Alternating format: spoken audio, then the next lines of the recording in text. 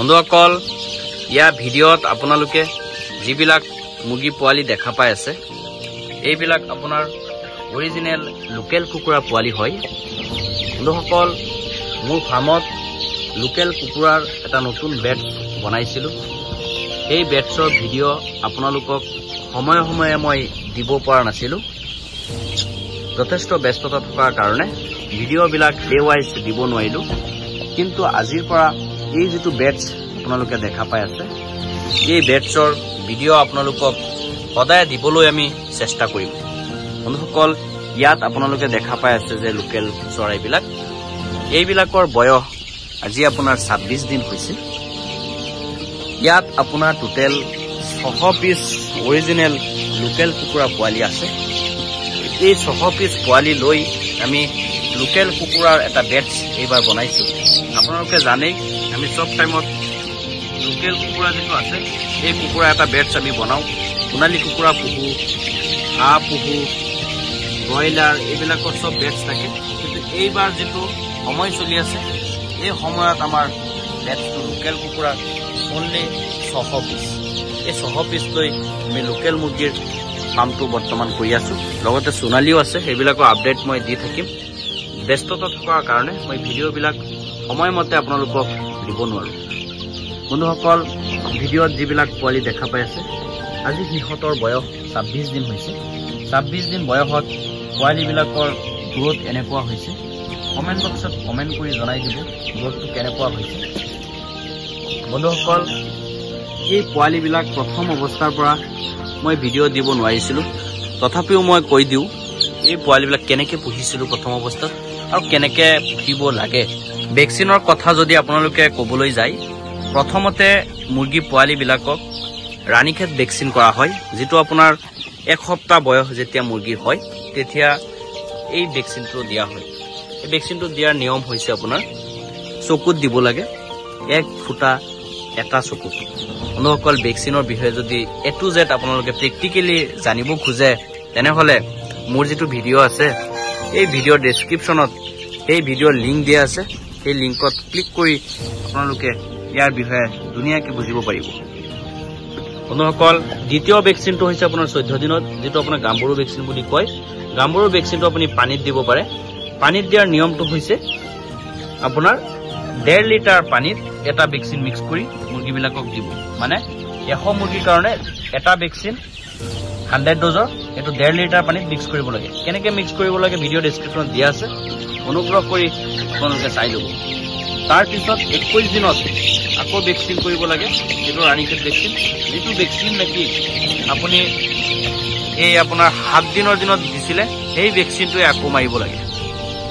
বন্ধুসকল এইটো পানীত দিলেও হৈ যাব। চেম আপোনাৰ 1.5 লিটাৰ পানীত এটা ভেকচিন আপুনি মিক্স কৰিব। এতিয়া 21 দিনৰ ভেকচিনটো গ'ল ৰাণীখেত ভেকচিন। তাৰপিছত আকৌ 28 দিনত গাম্বুৰু ভেকচিন দিব লাগে। এইটো দিয়াৰ নিয়ম আপোনাৰ পানীত দিলেই হ'ল, পানীত দিলে আপোনাৰ হৈ যায়। তো ভেকচিনেশ্যনৰ কথা গুচি গ'ল। এতিয়া কথা হ'ল প্ৰথম যেতিয়া মুৰ্গীবিলাক আনিছিলোঁ আমি কি কৰিছিলোঁ, প্ৰথম যেতিয়া মুৰ্গীবিলাক আনিছিলোঁ 3 দিনত আমি যিটো এণ্টিবায়'টিক আছে এণ্টিবায়'টিক ব্যৱহাৰ কৰিছিলোঁ। তাৰপিছত মৰ্ণিং টাইমত এণ্টিবায়'টিক আৰু ইভিনিং টাইমত আমি মাল্টিভিটামিন আৰু কেলছিয়ামৰ মিক্সাৰ ব্যৱহাৰ কৰিছিলোঁ। সেই বিষয়ে ভিডিঅ' দিয়া আছে, ভিডিঅ' ডেছক্ৰিপশ্যনত আপোনালোকে চাই ল'ব। ফাৰ্মৰ বিষয়ে A to Z নলেজ যদি লাগে মোৰ ভিডিঅ' ডেছক্ৰিপশ্যনত দিয়া আছে, চাই ল'ব আপোনালোকে। এতিয়া যদি আপোনালোকে কথা ক'বলৈ যায় যে এই মুৰ্গীবিলাকক বৰ্তমান কি দানা ব্যৱহাৰ কৰি আছে, বন্ধুসকল এই মুৰ্গীবিলাকক বৰ্তমান মেট্ৰিক্স যিটো দানা আছে সেই দানাটো ব্যৱহাৰ কৰি আছোঁ। আৰু এই দানাটো ষ্টাৰ্টাৰ কেতিয়া চেঞ্জ কৰিব লাগে সেই বিষয়ে মই কৈ দি আছোঁ। এতিয়া যিটো সময় এই সময়ত আমি এই মুৰ্গীটোক আমি ষ্টাৰ্টাৰ দানা ব্যৱহাৰ কৰি আছোঁ। ষ্টাৰ্টাৰ মানে আপোনাৰ এয়া চাওক, ষ্টাৰ্টাৰ দানা অলপ ডাঙৰ থাকিব এনেকুৱা